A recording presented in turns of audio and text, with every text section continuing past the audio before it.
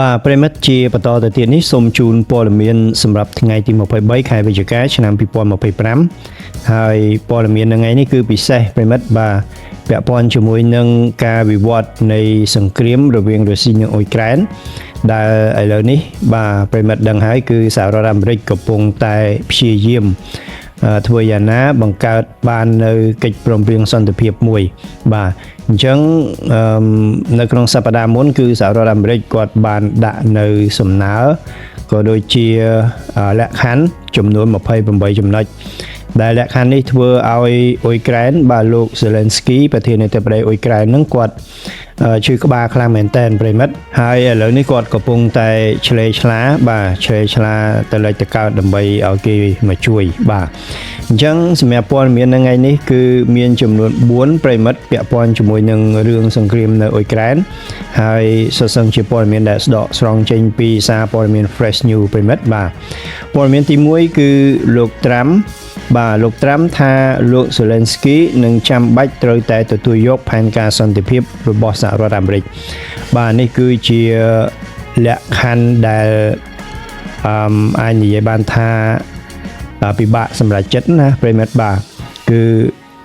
អាចនិយាយបានថាជាលក្ខខណ្ឌក៏ប៉ុន្តែគឺត្រូវតែអនុវត្តបាទចាំបាច់ត្រូវតែទទួលយកបាទចំណែកព័ត៌មានទី2គឺយើងដកស្រង់ចេញពីសារព័ត៌មាន Fresh News ដដែលបាទអាមេរិកគម្រាមកាត់ផ្ដាច់ការផ្ដល់ព័ត៌មានសម្ងាត់និងសភាវុធដើម្បីដាក់សម្ពាធឲ្យអ៊ុយក្រែនទទួលយកផែនការសន្តិភាពបាទអញ្ចឹងលោក Donald Trump សហរដ្ឋអាមេរិកមិនត្រឹមតែរៀបចំផែនការសន្តិភាពទេបាទគឺគម្រាមឲ្យអ៊ុយក្រែនត្រូវតែទទួលយកបាទបើមិនជាអត់ទទួលយកទេបាទអាមេរិកនឹងធ្វើការកាត់ផ្ដាច់បាទការផ្ដល់ព័ត៌មានសម្ងាត់និងសភាវុធផ្សេងបាទហើយព័ត៌មានទី3គឺពាក់ព័ន្ធជាមួយនឹងសង្គ្រាមនៅអ៊ុយក្រែននឹងដែរបាទដែលយើងដកស្រង់ចេញពី Fresh News លោកពូទីនថាផែនការសន្តិភាពរបស់សហរដ្ឋអាមេរិកអាចបម្រើជាមូលដ្ឋានគ្រឹះដើម្បីឆ្ពោះទៅបញ្ចប់សង្គ្រាមនៅអ៊ុយក្រែនបាទអញ្ចឹងនៅក្នុងលក្ខខណ្ឌ28ចំណុចនោះគឺយើងអត់ដឹងយ៉ាងណាទេក៏ប៉ុន្តែសម្រាប់រុស្ស៊ីបាទអាចនិយាយបានថាមានប្រៀបហើយព័ត៌មានទី4ចុងក្រោយដកស្រង់ចេញពី Fresh News ដដែលប្រិមិត្តគឺអ៊ុយក្រែនពិភាក្សាជាមួយនឹងដៃគូអឺរ៉ុបអំពីផែនការសន្តិភាពសហរដ្ឋអាមេរិកបាទអញ្ចឹងពេលនេះអ៊ុយក្រែនក៏កំពុងតែឆ្លេឆ្លាហើយប្រិមិត្តបាទឆ្លេឆ្លារកឲ្យសម្ព័ន្ធមិត្តផ្សេងទៀតជួយបាទអូខេឥឡូវខ្ញុំបកទៅព័ត៌មានទី1ប្រិមិត្តបាទលោកត្រាំថាលោក Zelensky នឹងចាំបាច់ត្រូវតែទទួលយកផែនការសន្តិភាពរបស់សហរដ្ឋអាមេរិកបាទអញ្ចឹងខ្ញុំសូមអាននៅព័ត៌មាននេះលម្អិតនៅថ្ងៃសុក្រទី21ខែវិច្ឆិកាឆ្នាំ2025លោកប្រធានាធិបតីសហរដ្ឋអាមេរិក Donald Trump បាននិយាយថាប្រធានាធិបតីអ៊ុយក្រែនលោក Volodymyr Zelensky នឹងចាំបាច់ត្រូវតែទទួលយកផែនការសន្តិភាពរបស់សហរដ្ឋអាមេរិកដែលសំដៅទៅបិទបញ្ចប់សង្គ្រាមឈ្លានពានរបស់រុស្ស៊ីនេះបើយោងតាមការចេញផ្សាយដោយទីភ្នាក់ងារសារព័ត៌មាន Reuters បាទថ្លែងប្រាប់ក្រុមអ្នកសារព័ត៌មាននៅសេតវិមានលោកត្រាំបានលើកឡើងថាការខិតជិតដល់សារជាថ្មីនៅរដូវរងាបាទការកើនឡើងនៃចំនួនអ្នកស្លាប់និងការវាយប្រហារយ៉ាងខ្លាំងក្លាជាបន្តបន្ទាប់គ្នាលើហេដ្ឋារចនាសម្ព័ន្ធថាមពលរបស់អ៊ុយក្រែន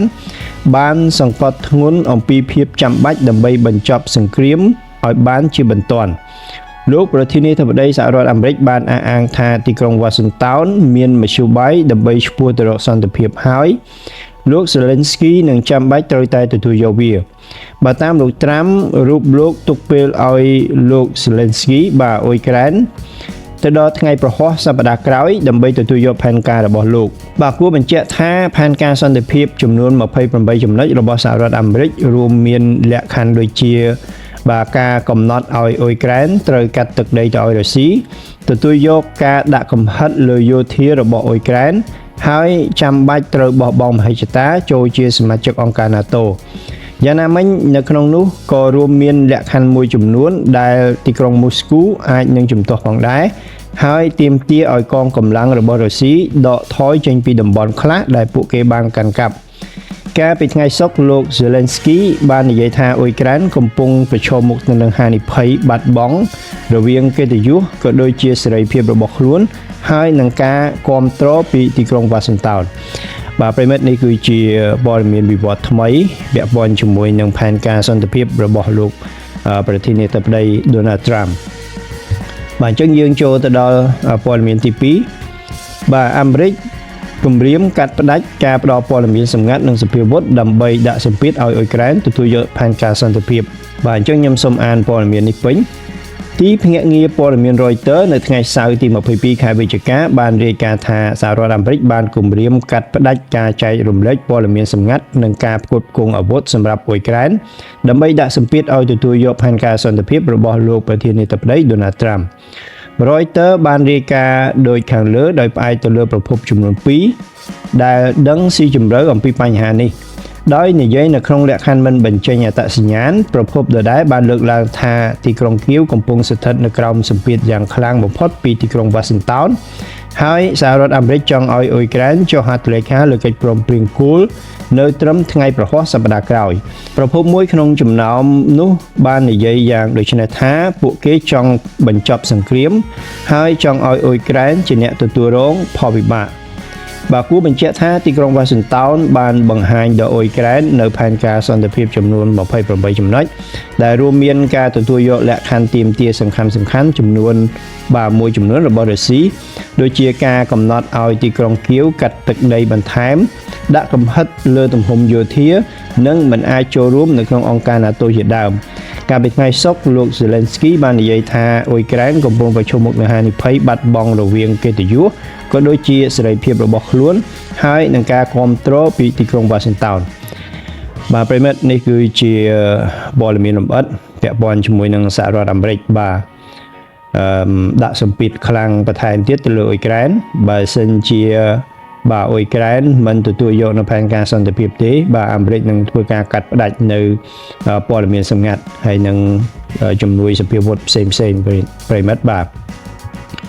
ឥឡូវយើងទៅព័ត៌មានទី3បាទលោកពូទីនថាផែនការសន្តិភាពរបស់សហរដ្ឋអាមេរិកអាចបម្រើជាមូលដ្ឋានគ្រឹះដើម្បីឈ្មោះទៅបញ្ចប់សង្គ្រាមនៅអ៊ុយក្រែនបាទសម្រាប់ព័ត៌មាននេះប្រិមិត្តគឺទំនងដូចជារុស្ស៊ីបាទ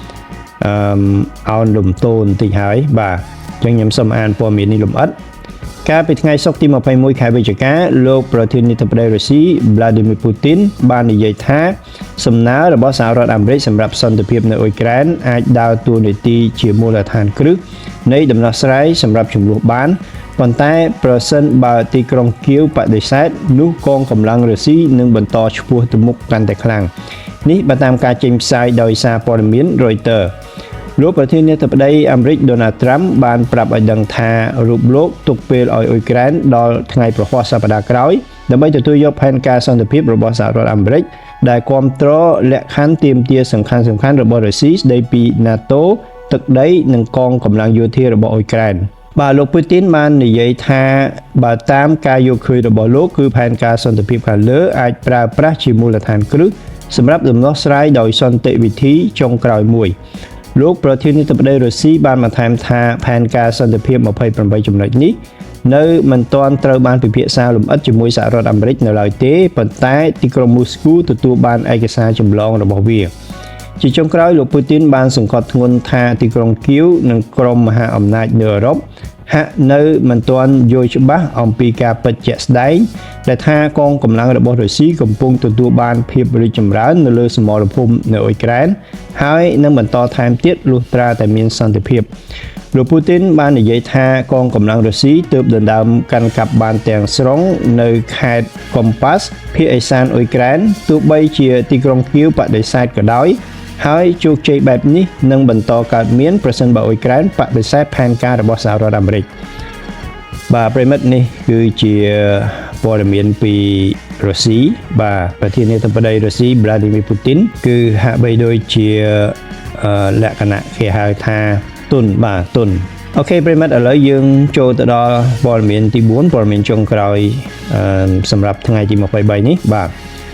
អ៊ុយក្រែនកំពុងពិភាក្សាជាមួយដៃគូអឺរ៉ុបអំពីផែនការសន្តិភាពរបស់សហរដ្ឋអាមេរិក បាទអញ្ចឹងខ្ញុំសូមអានព័ត៌មាននេះលម្អិតការពីថ្ងៃសុក្រទី21ខែវិច្ឆិកាអ៊ុយក្រែនបានពិភាក្សាជាមួយបណ្ដាប្រទេសជាដៃគូរបស់ខ្លួននៅអឺរ៉ុបអំពីផែនការសន្តិភាពដែលផ្ដួចផ្ដើមឡើងដោយសហរដ្ឋអាមេរិកសម្ដៅបញ្ចប់សង្គ្រាមឈ្លានពានរបស់រុស្ស៊ីនៅអ៊ុយក្រែននេះបើតាមការចេញផ្សាយដោយសារព័ត៌មាន Reutersរដ្ឋមន្ត្រីការបរទេសអ៊ុយក្រែនលោក Andrei Sybiha បានឲ្យដឹងថាបាទអំឡុងកិច្ចសន្ទនាតាមទូរស័ព្ទមួយរូបលោកបានជជែកអំពីផែនការសន្តិភាពរបស់សហរដ្ឋអាមេរិកជាមួយនឹងរដ្ឋមន្ត្រីការបរទេសបារាំងចក្រភពអង់គ្លេសប៉ូឡូញបាទហ្វាំងឡង់ប្រមុខការទូតអឺរ៉ុបព្រមទាំងអ្នកតំណាងរបស់អ៊ីតាលីនិងអាល្លឺម៉ង់ហើយកំណត់ជំហានបន្ទាប់ទៀតទន្ទឹមគ្នានោះលោកប្រធានាធិបតីអ៊ុយក្រែន Volodymyr Zelensky ក៏បានសន្ទនាតាមទូរស័ព្ទផងដែរជាមួយមេដឹកនាំអាល្លឺម៉ង់បារាំងនិងចក្រភពអង់គ្លេសនេះបើយោងតាមអ្នកនាំពាក្យរដ្ឋាភិបាលអាល្លឺម៉ង់មហាអំណាចអឺរ៉ុបទាំង3បានឯកភាពគ្នាថាកងកម្លាំងប្រដាប់អាវុធរបស់អ៊ុយក្រែនចាំបាច់ត្រូវតែបន្តមានសមត្ថភាពរឹងមាំដើម្បីការពារអធិបតេយ្យភាពរបស់ខ្លួនហើយប្រធានាធិបតីបារាំងលោក Emmanuel Macron នាយករដ្ឋមន្ត្រីអង់គ្លេសលោក Keir Starmer និងអធិការបតីអាល្លឺម៉ង់លោក Friedrich Merz បានធានាអះអាងចំពោះលោក Zelensky អំពីការបន្តគាំទ្រពេញទំហឹងចំពោះពួកគេសម្រាប់អ៊ុយក្រែននៅលើគន្លងឆ្ពោះទៅរកសន្តិភាពមួយដែលថិតថេរនិងមានយុត្តិធម៌បាទគួរបញ្ជាក់ថាប្រធានាធិបតីអាមេរិកលោក Donald Trump បានដាក់ពេលវេលាកំណត់នៅត្រឹមថ្ងៃទី27ខែវិច្ឆិកាដើម្បីឲ្យអ៊ុយក្រែនទទួលយកនៅផែនការសន្តិភាពនៃរដ្ឋបាលរបស់លោក Trump ដែលត្រូវបានទីក្រុងគៀវមើលឃើញថាមានលក្ខណៈលំអៀងទៅរកទីក្រុងមូស្គូកាលពីថ្ងៃសុក្រលោក Zelensky បាននិយាយថាអ៊ុយក្រែនកំពុងប្រឈមមុខនឹងហានិភ័យបាត់បង់រវាងកិត្តិយសក៏ដូចជាសេរីភាពរបស់ខ្លួនហើយនឹងការគ្រប់គ្រងរបស់ទីក្រុង Washington បាទប្រិមិត្តនេះគឺជាការវិវត្តចុងក្រោយពាក់ព័ន្ធជាមួយនឹងសង្គ្រាមរវាងរុស្ស៊ីនិងអ៊ុយក្រែនហើយបាទចុងក្រោយនេះគឺតាក់ទងជាមួយនឹងផែនការសន្តិភាពរបស់លោកប្រធានាធិបតីអាមេរិក Donald Trump អញ្ចឹងសម្រាប់ទៅថ្ងៃមុខយើងនឹងរងចាំមើលថាតើនឹងមានរឿងអ្វីកើតឡើងជាបន្តទៀតពាក់ព័ន្ធជាមួយនឹងផែនការទាំងអស់នេះ